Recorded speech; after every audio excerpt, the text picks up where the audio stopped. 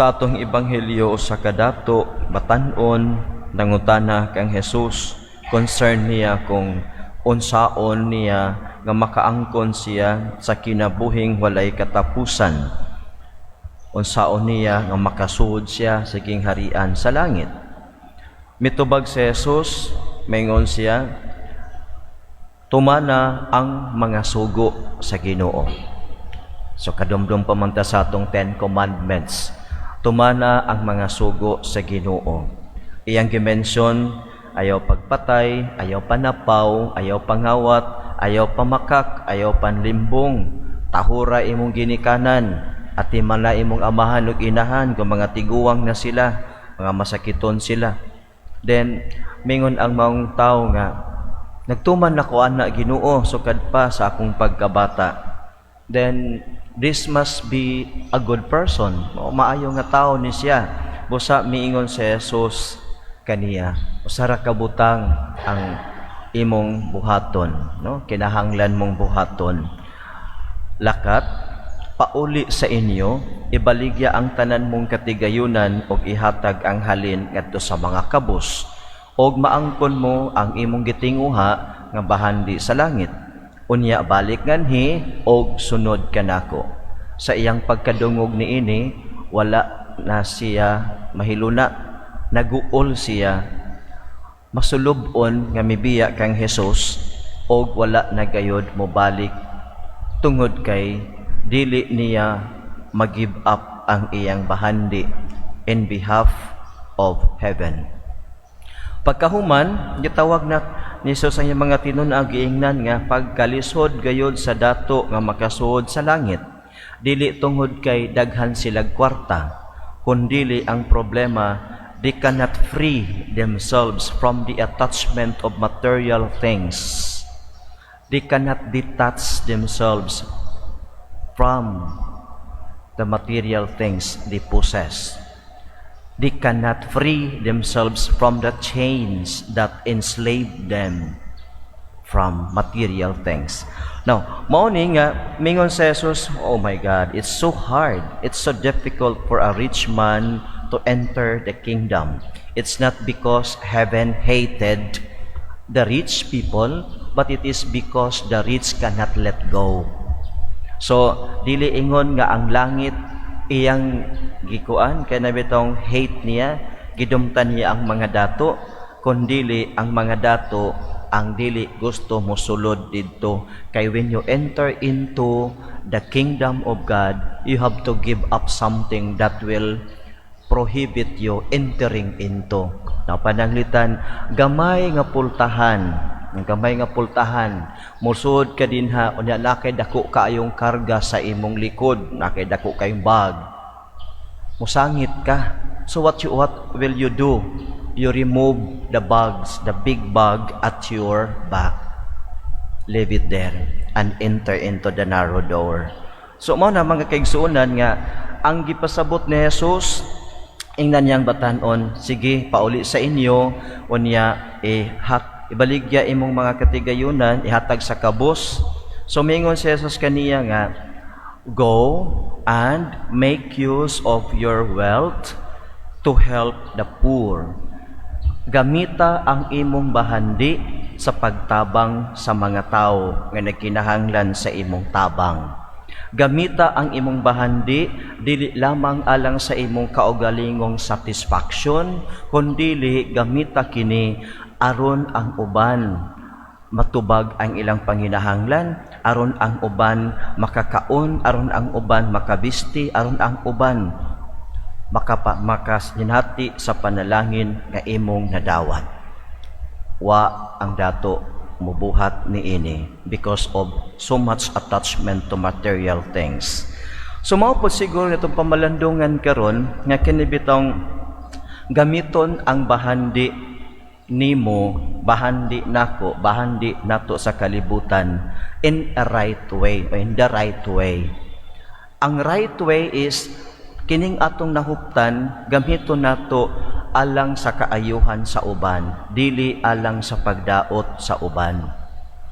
Kaya to tan-awon karon unsa may nahitabo Gahapon nagbasa ta sa pastoral letter sa atong mga obispo og naghisgot sila og pandemic of lies.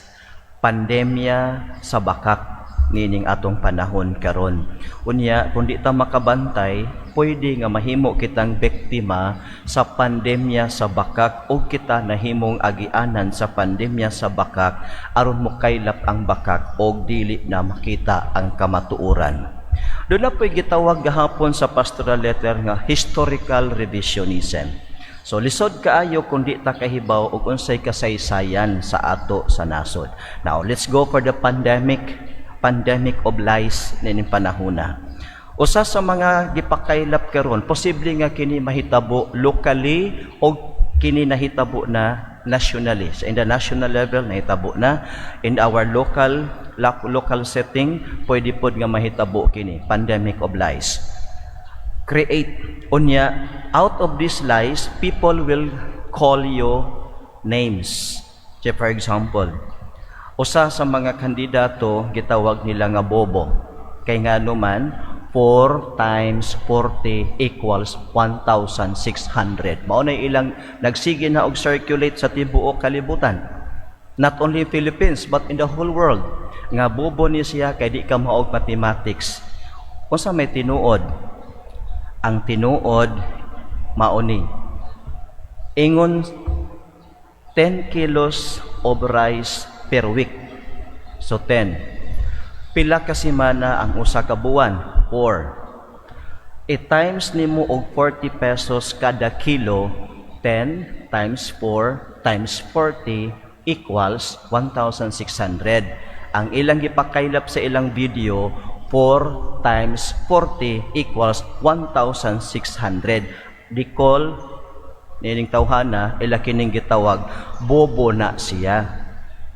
Ang bobo ang naghimo ni adtong edited video.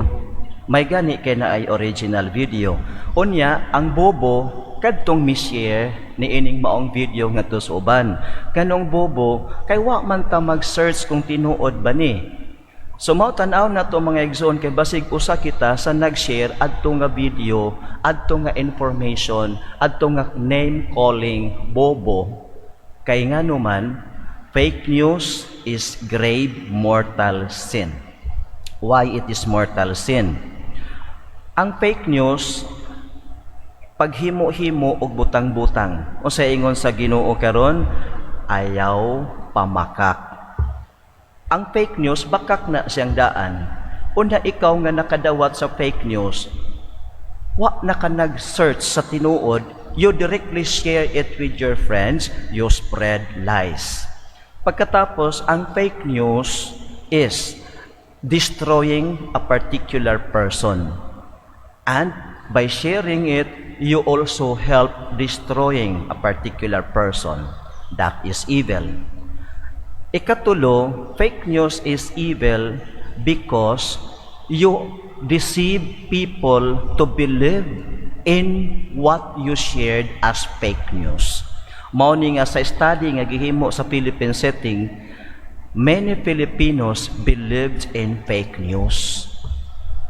Mao na mga kaigsuonan nga ingon ang atong mga obispo, be careful of the pandemic of lies. Pandemic of lies. Kay na pandemya patas COVID, na pandemya patas pagpamakak, unya we become sharers of this. Mao na nga nindot day kaayo nga atong tan-awon. Imbes nga ang tinuod nga video, 10 kilos of rice per week times 4 weeks, 140 na siya. Times 40 kilos per kilo, 40 pesos per kilo of rice equals 1,600. So what is the intention of omitting number 10? Only retaining 4 times 40 equals 1,600. So, mao na siya karon nga. Ang fake news will never tell us what is truth. Then, we Christians, we Catholics, we easily believed and we are easily deceived, and we share with people the fake news and we want them to be deceived. But nindot na nga mag-research gyud ta unsay tinuod aron dili kita mahimong agianan sa fake news. By sharing what is fake news, you also become sharer of their evil intentions. By sharing the fake news, the fake videos, the fake stories, ikaw nahimo kang kasabwat, nahimo kang kaisa sa ilang evil intention. Therefore, you also committed a mortal sin. And mortal sin needs to be confessed in the confessional, in the sacrament of reconciliation. So mga igsuon, tanaw na to kung unsigion sa pagpakaylap aning mga fake news. Bisan ang Santo Papa himuan nilag fake news. Ang Santo Papa is endorsing someone like this. Oh my God. And then it is being shared thousands of times in the social media. And that is evil. Kaya even in the social media, Satan is active. Not only in among us, in our talks, but Satan is active even in the social media. So mga Katoliko, let us be careful and let us be people of truth. Let us dig more. Let us search what is true before we go for sharing. Manindog kitang tanan, ug atong ipadangat sa Ginoo ang atong mga pangamuyo.